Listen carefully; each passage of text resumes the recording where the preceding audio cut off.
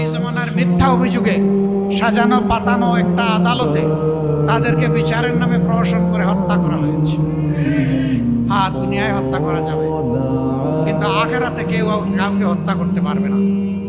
বরঞ্চ নিহত ব্যক্তিটাকে আল্লাহ তাআলা তার পাশে দাঁড় করায় বলবেন, এই জালেম, তুমি আসো, যে হত্যা করেছিলে আমার বান্দাকে। আল্লাহ রাব্বুল আলামিন তখন মজলুমের হাতে অস্ত্র দিয়ে বলবেন, তুমি এখন প্রতিশোধ নেওয়ার পক্ষে। যতক্ষণ পর্যন্ত পূর্ণাঙ্গ প্রতিশোধ না হবে আল্লাহ বলবেন চালায় যাও। তবে যদি আল্লাহর কোনো বান্দা আল্লাহ তাআলার এই নিয়ামত পেয়ে সে যদি বলে, আল্লাহ তোমার এই গোলামকে আমি মাফ করে দিলাম, তুমিও মাফ করে দাও, আল্লাহ তাআলা তার মর্যাদা বাড়ায়।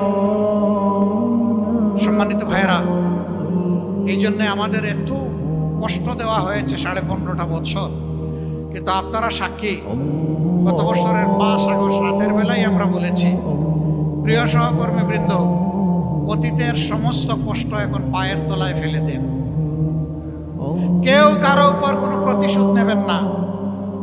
ধৈর্য ধরুন, আল্লাহর শুকরিয়া আদায় করুন এবং দেশকে শৃঙ্খলায় ফিরিয়ে আনতে একজন দায়িত্বশীল নাগরিক হিসেবে দায়িত্ব পালন করুন।